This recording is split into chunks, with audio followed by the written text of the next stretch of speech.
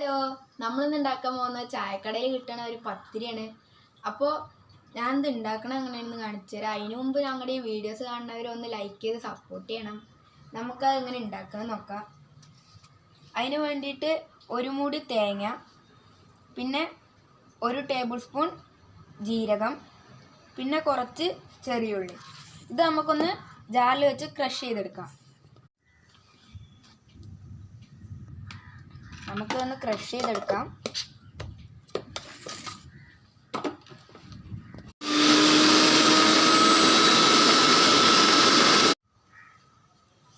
ഞാനത് നല്ലപോലെ ക്രഷ് ചെയ്തെടുത്തിട്ടുണ്ട്.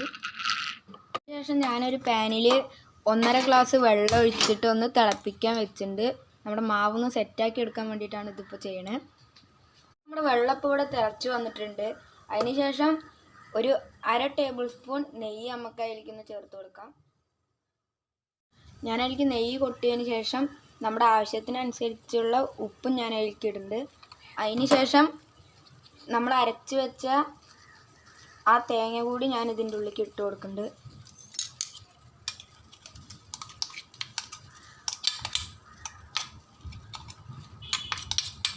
നമുക്ക് ഫ്ലെയിം ഒന്ന് ഓഫ് ചെയ്തിട്ട് നമ്മുടെ മാവ് അതിലേക്ക് ആഡ് ചെയ്ത് കൊടുക്കാം.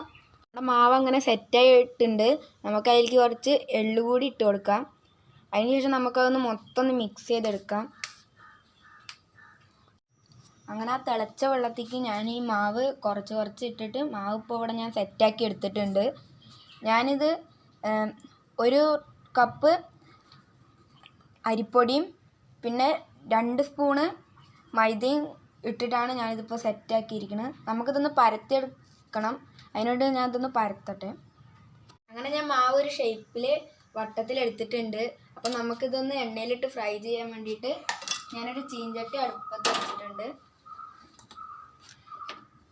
നമുക്കൊന്ന് സ്റ്റൗ ഒന്ന് ഓൺ ചെയ്തതിന് ശേഷം നമ്മുടെ എണ്ണ ഒന്ന് അതിലേക്ക് ഒഴിച്ചു കൊടുക്കാം.